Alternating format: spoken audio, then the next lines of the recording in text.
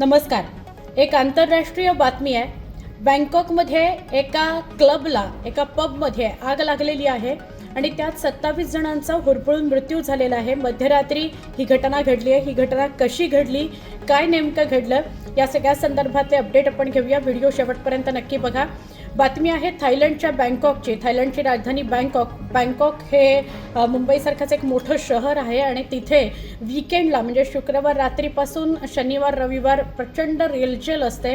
अनेक night clubs तिथे आहेत आणि तिथे गर्दीसुद्धा झालेली आपण बघतो.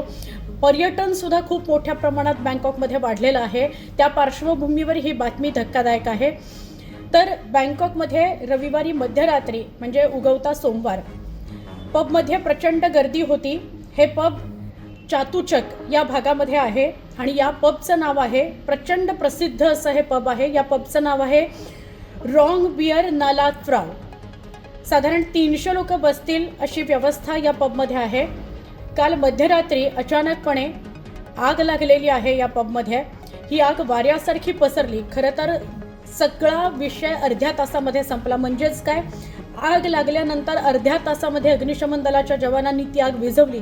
पण त्या अर्ध्या तासामध्ये होत्याचं नव्हतं झालेलं होतं. 27 जणांचा मृत्यू झालेला होता. यामध्ये 18 महिला आणि 9 पुरुषांचा समावेश आहे. 63 जणं होरपळलेली आहेत. सध्या वेगवेगळ्या रुग्णालयांमध्ये त्यांच्यावर उपचार सुरू आहेत.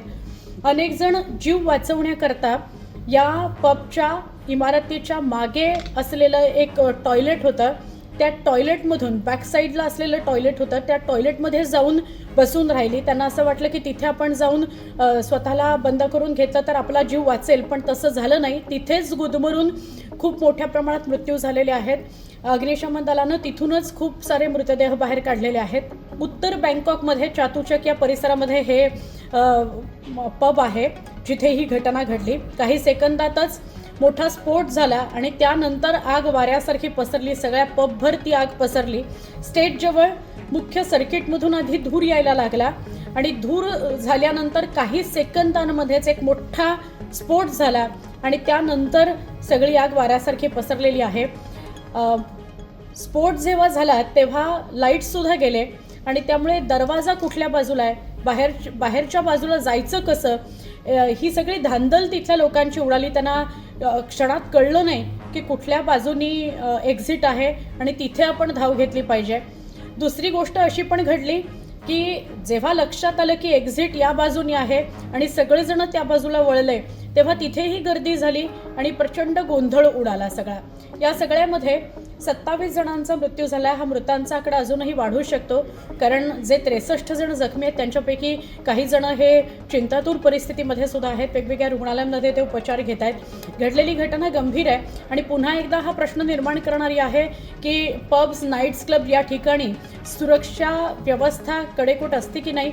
आणि दुसरी महत्त्वाची गोष्ट म्हणजे अग्नियंत्रणा जी आहे तर ती काटेकोरपणे त्याच्या नियमांचं पालन केलं जातं की नाही आणि प्रशासनाकडून सुद्धा वेळोवेळी त्याचं ऑडिट केलं जातं की नाही, की अग्निरोधक यंत्रणा तिथे बसवलेली आहे की नाही आणि ती काम करते की नाही.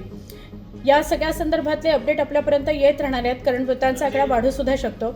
आणि परत एकदा या सगळ्या घटनेच्या मुळाशी सुद्धा स्थानिक प्रशासन जाईल की नेमकी या कशामुळे लागली आणि अग्निसुरक्षेचे सगळे नियम पाळले गेले होते की नाही. या व्हिडिओ संदर्भात तुमच्याकडे काही अपडेट असतील आमच्यापर्यंत नक्की पोचवा.